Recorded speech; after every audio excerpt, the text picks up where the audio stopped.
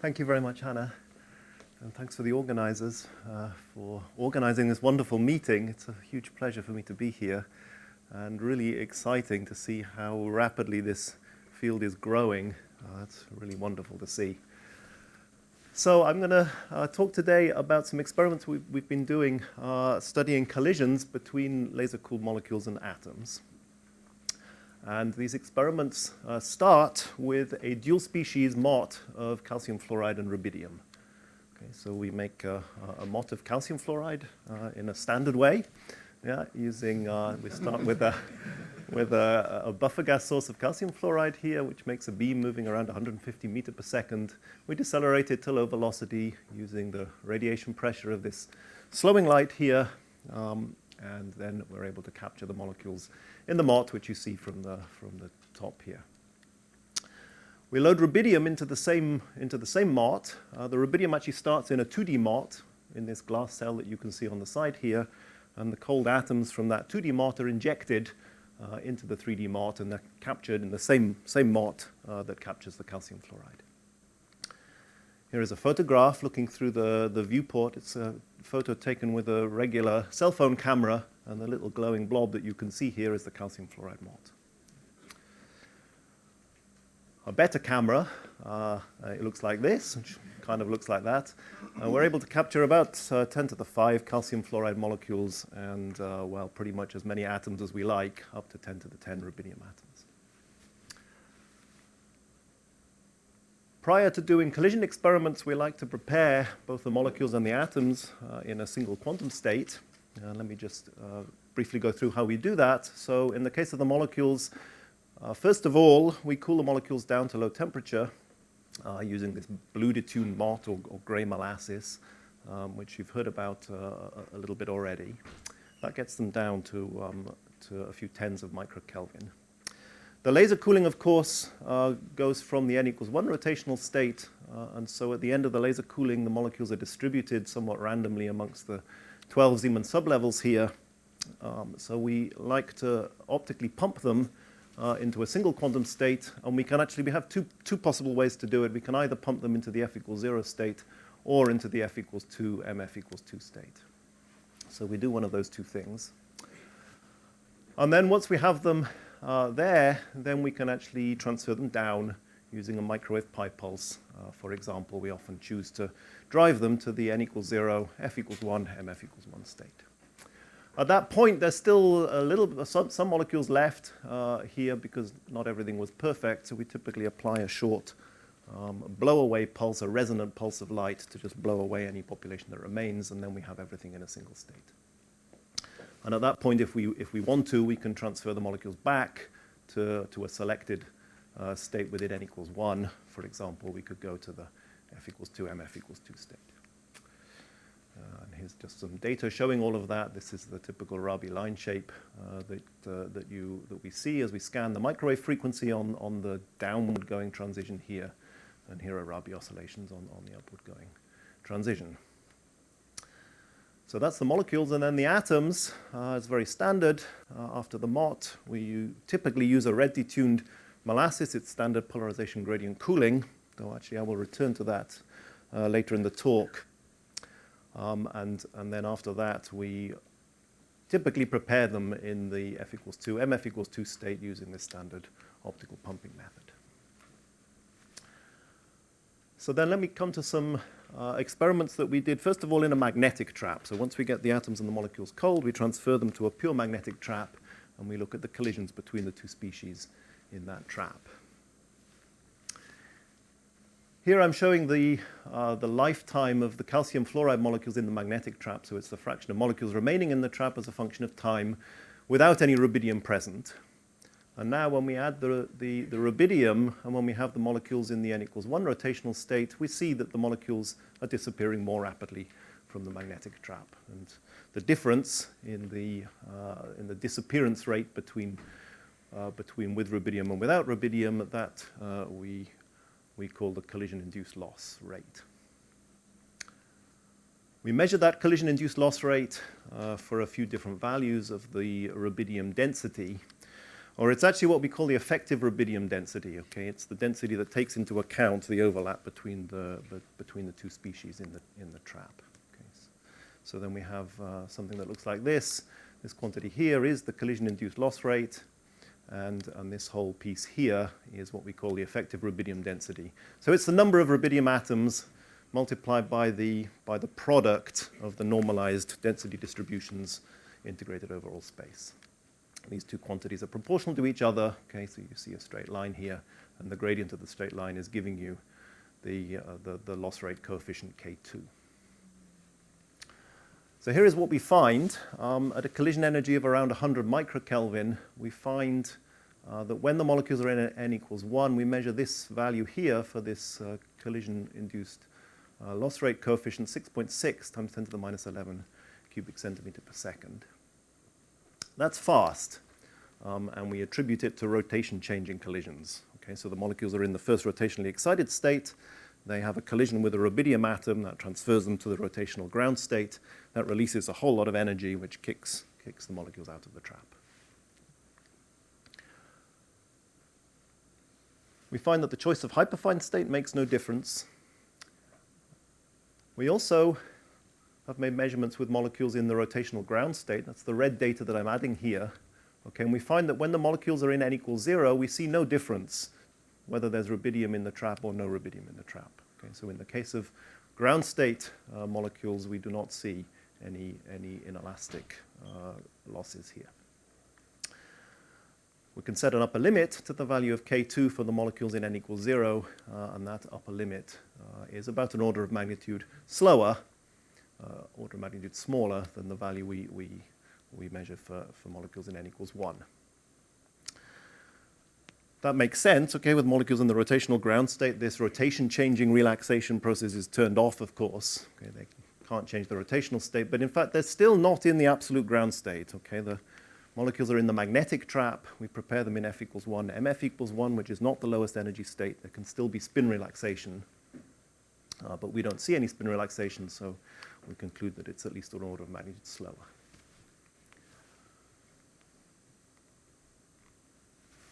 To help us interpret our results, our theory collaborators, Matthew Fry and Jeremy Hudson, have done the theory for us, and I think Matthew will talk next after me, and we'll say probably a bit more about this.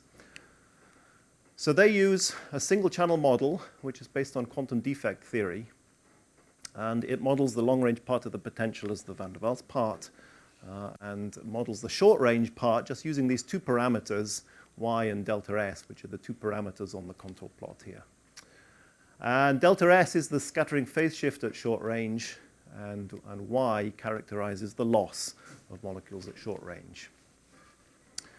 Y equals 1 means that everything that reaches short range is lost with certainty, and that is called the universal limit.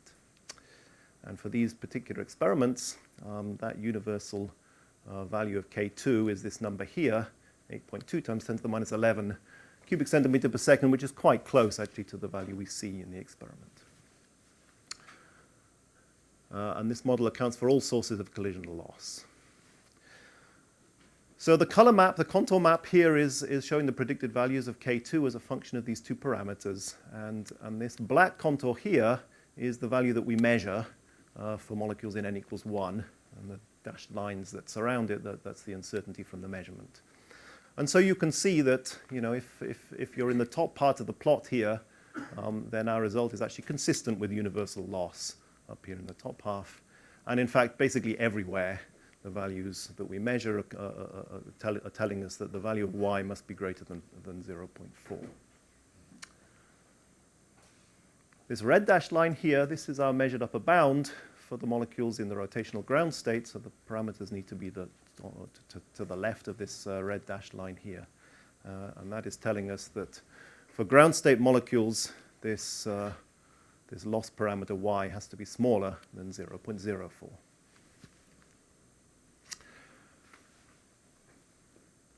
So that's the inelastic collisions. Of course, we're particularly interested in seeing elastic collisions between the atoms and the molecules so that we can use the atoms to drive sympathetic cooling of the molecules. And we look for elastic collisions in the magnetic trap by making thermalization measurements.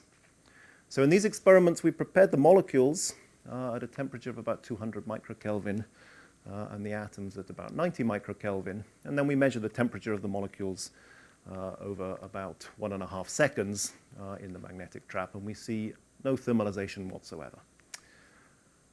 So from that result, we get an upper limit to the elastic cross-section, which is 1.3 times 10 to the minus 11 square centimeters. That's a large cross-section. It's not particularly surprising that the elastic cross-section should be smaller than that value. Okay, so in order to see thermalization between these two species, we really need more density. Okay, in the trap, and in the magnetic trap we actually had a great deal of trouble getting to higher densities. I will return to that in just a moment. Before I do that, let me just say a little bit about inelastic collisions in the MOT. Okay, so we also find that when we have rubidium present in the MOT, then we see that the lifetime of the calcium fluoride MOT is shorter in the presence of the rubidium than it is without the rubidium. So we are also seeing the inelastic collisions in the MOT. The MOT, of course, is hotter than the molecules in the magnetic trap. These experiments are done about 2.4 millikelvin. And then we measure this loss rate coefficient here, this value, which is in fact completely consistent with the universal limit at this temperature. Now, the MOT is actually a much more complicated environment for studying collisions compared to the magnetic trap. Okay, so in the MOT, of course, you have a population of ground state rubidium atoms, but you also have a population of excited state atoms. And similarly, for the molecules, you also have a population of excited state molecules. And the whole thing is bathed in near resonant light. Okay, so it's a complicated situation. And we were interested in the question, do collisions with excited state atoms or excited state molecules play a significant role here? Okay, and this is sort of echoing what people saw in early atomic MOTs, that indeed there are collisions that have to do with the excited state atoms. So to try and figure this out, we did a few experiments. Here's an experiment where we chop the rubidium MOT light on and off at a frequency of 10 kilohertz, and we vary the duty cycle at which we chop it on and off. Okay.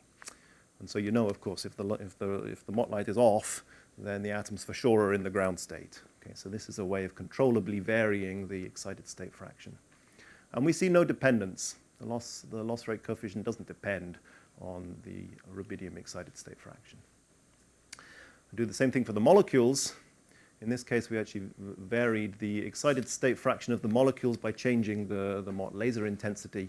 And again, we see no dependence on the calcium fluoride excited state fraction. So the answer to the question here appears to be apparently not. And our conclusion is that the results from the MOT are consistent with just rotation changing collisions, once again, being the dominant loss mechanism, just like they are in the magnetic trap. Okay, now as I said, we were really keen to actually see thermalization between the two species and elastic collisions between the two species. And in the magnetic trap, we couldn't get enough density to do that.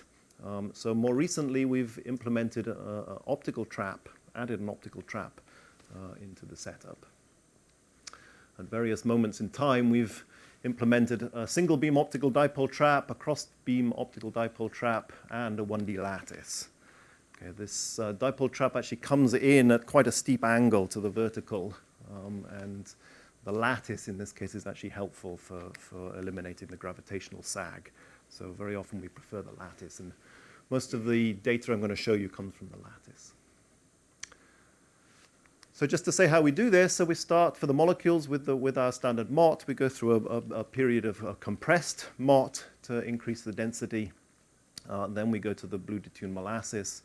For the experts in the room, we first of all apply a 3-frequency molasses, and then after that, we apply a single-frequency molasses. The single-frequency molasses reduces the temperature in free space to about 10 microkelvin typically. And during this period of single-frequency molasses, we turn on the lattice, so the molecules are loaded from that molasses. here's what we see. The number of molecules as a function of the trap depth. We're typically able to load about 1,000 molecules, and the lifetime is about 1.5 seconds. We load the rubidium from a dark spot MOT, which is a wonderful tool. Okay, the dark spot MOT, actually, you can see it here, that the density of atoms in the dark spot MOT is actually a factor of 30 or so higher than you get from a regular rubidium MOT. And so we actually just load the lattice directly from the rubidium dark spot MOT. And that loads about 3.5 million atoms into the lattice, and again, the lifetime is about 1.5 seconds. Optionally, having loaded them already into the lattice, we can then apply subdoppler cooling, and I'll come back to that in a moment. So once again, we see inelastic collisions now in the presence of the lattice. Here I show you some pictures from the lattice. So this is a little blob of rubidium that's been loaded into the lattice. Here are calcium fluoride molecules loaded into the same lattice, in this case in the n=1 state. And then we try to load the two species together. Here they are together. And you see that there's some molecules missing here where there used to be molecules. And that's calcium fluoride, which has been ejected from the lattice due to the rotation-changing collisions.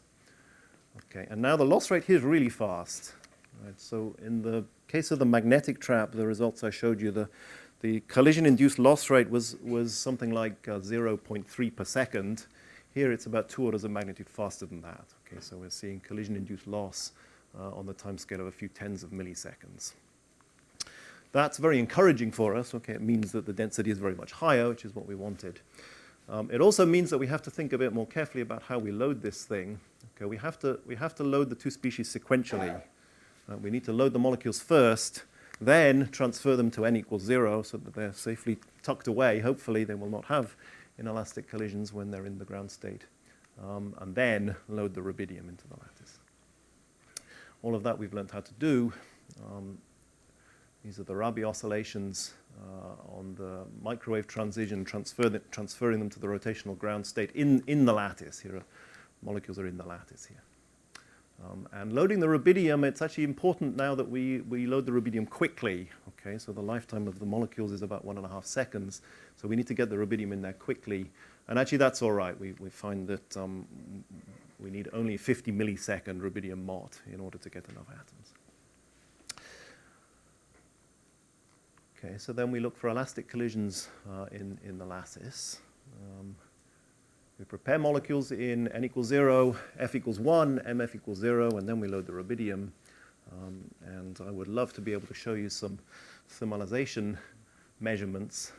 In fact, I'm going to show you molecules disappearing once again. Okay? So the red curve is, lifetime in the lattice without the rubidium, and in the presence of the rubidium, we see them going away much more rapidly, a time scale of about 120 milliseconds. Okay. And again, it's the same for all 3 MF states of f=1. So that got us excited for about an hour in the lab, wondering what was going on. And then actually we quickly realized the atoms are too hot. Okay, they're just way too hot. So the situation looks something like this. The optical trap, it's about 3.5 times deeper for the atoms than it is for the molecules. Okay, and the situation in these experiments here looks something like this. We load the molecules somewhere near, hopefully, the bottom of the trap, and we load the atoms. And actually, the picture looks almost exactly the way that I've shown it here. The temperature of the atoms is roughly the same as the entire trap depth for the molecules. Okay, so an elastic collision between a molecule and an atom can impart enough energy, kinetic energy, to the molecule to kick it out of the trap. It might be that we are seeing elastic collisions here, or it might be something else. At the moment, we can't tell. So our atoms are too hot, and then we had to revisit the question of how you laser cool atoms. And it turns out that actually, I really recommend you all stick to cooling molecules. Okay, cooling rubidium atoms is really hard. So here's what we found, actually. So normal polarization gradient cooling, the standard thing that you do for rubidium, fails very badly at high density and in the presence of the optical trap. Okay, we kind of discovered that the hard way. I guess we should have read the literature and we would have understood that. So here's what we see. This is the number of atoms that are remaining in the lattice as a function of the time they spend in the sort of normal molasses. Okay, they just disappear very, very quickly. And the rate at which they disappear is higher when you have a higher density of atoms. So it's a density-dependent effect. And this may be that actually the atomic cloud is optically thick, and you get photon rescattering inside the atom cloud, which heats the cloud up and ejects the atoms. It could be that, or it could be light-induced collisions. Or it can be that actually, the AC Stark shifts in the excited state are the wrong way around. They're making an anti-trap, and that could also be that. Anyway, we need to get rid of it, and so what do? Well, we learn from the molecules, okay? Figure out what those molecule guys are doing, and do the same as that. So we implemented lambda-enhanced gray molasses for the rubidium atoms on the D2 line, like this. This actually is done very frequently for lithium and potassium, and actually hardly ever for rubidium, okay, for some reason. I don't know why, because it works really beautifully. So this is the cooling in free space. We see this, absolutely classic line shape here, exactly the same as you see for other alkali atoms. And we reach a temperature of about 7 microkelvin in free space. So then the critical question, does that also work in the presence of the optical trap? And the answer is, well, yeah, a bit. So here's the temperature that we measure as a function of the trap depth, and you see that at for shallowish traps, we can indeed get the atoms down to about 20 microkelvin. At larger trap depths, the temperature is increasing. We also see that still there's a density-dependent effect. Okay, if we have more atoms, then the temperature is higher, but it's a relatively weak scaling now. So we here varied the number of atoms by a factor of 10, and the temperature has gone up a factor of 2. Not so bad. We also see, this is kind of the most recent thing we've seen, we see some heating of the atoms in the lattice. Okay, so this is the temperature as a function of the whole time in the lattice. On the time scale of a few hundred milliseconds, we see that they're heating up. And it looks to us that that's due to actually frequency jitter of the seed laser that we use for the lattice laser. Okay, so actually we're working to get rid of this problem now. Okay, so that brings me to the end. That's updated you on where we are on these experiments. Let me just give a brief outlook here. I think we are homing in on the parameters that will give us a high enough density and a low enough temperature for sympathetic cooling to work. We have in mind to apply evaporative cooling of the rubidium by adding a magnetic field gradient. So now remember, the trap depth is higher for the atoms than it is for the molecules. So we can't just evaporate by lowering the trap depth, because we'll lose all the molecules. Yeah. The plan is to put the molecules in the ground state, in the absolute ground state where they don't have any Zeeman shift, they don't see the magnetic field, and then add a magnetic field gradient to tip the highest energy atoms out. Okay, and it looks like on paper that should work. We're interested in the option of controlling the relative optical trap depth by adding another wavelength to the optical trap, so that we can control, how deep is the rubidium trap relative to the calcium fluoride trap. And then once we have things under control, there are many interesting questions. So can we see Feshbach resonances in the optical trap? Can we form the rubidium calcium fluoride triatomic molecule? We're also, in addition to atom-molecule collisions, we're very interested in molecule-molecule collisions. In the case of the molecule-molecule collisions, you need to shield against the reactive and inelastic processes, and we plan a DC electric shield. To do that requires a field of 22 kilovolt per centimeter. And we're also building now cryogenic cooling of the environment to get rid of the vibrational heating due to black body radiation, and therefore extend the trap lifetimes. So that brings me to the end. Let me thank the people who've worked on the experiments and the theory, and thanks for your attention.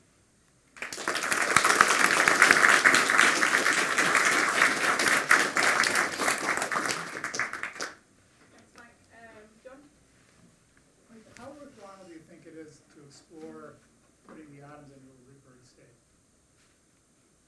in this system. As a means of Seeing what kind of collisions occur. wow. This is the first second that I've thought about your question. So, I mean, I've been thinking about molecules interacting with Rydberg atoms for quantum information processing.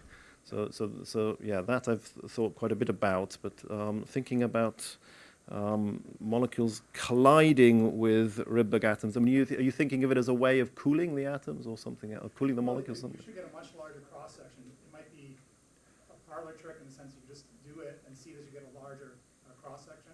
Yes. Or maybe it was an honest question. Maybe there's some other interesting things. I don't know. Yes. Yeah. I mean, I have to say we haven't thought about it. It doesn't seem particularly difficult to implement once we have an excitation laser. So yeah, it's an interesting thought. Maybe I can just add a remark here. Martin Sittenfeld in my group did a similar experiment where he brought into contact rotating molecules, NH3 typically, with rubidium Rydberg atoms. And so by tuning the Rydberg constant, by tuning electric fields, you can bring the atoms and molecules into resonance, and then you can see cross-sections where the rotational state, for example, the molecule changes in synchrony with the Rydberg state of the atoms. Yes. And so by detecting the Rydberg atoms, he can detect molecules, for example, in certain rotational states. Yes. Just a second. But in that case, there you have some sort of resonant energy exchange between the rotational transition of the molecule and is huge, yeah. And the dipole moment of the molecule is huge, and the dipole moment of the Rydberg atom is huge. It's huge.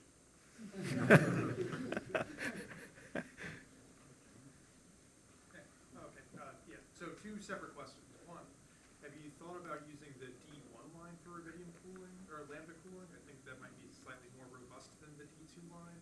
And then the second question is there a possibility that even for rubidium and calcium fluoride, you might start to see these sort of sticky collisions that plague some other experiments? So yes and yes. Yes, we've thought about using the D1 line. That may work a little bit better. That actually works pretty well on the D2 line. And, yeah, I mean, to do it on the D1 line, we have to get ourselves another laser, so that's always a problem. But yeah, it's definitely on our minds for sure. And the question of sticky collisions, yes. Of course, we don't know whether we're going to see sticky collisions or not. When we first saw the decay of molecules in n equals 0, we thought, oh, sticky collisions, and then we thought, no, atoms are too hot. So yeah, we'll have to wait and see. Yeah. What's the phase space density of the rubidium when you're doing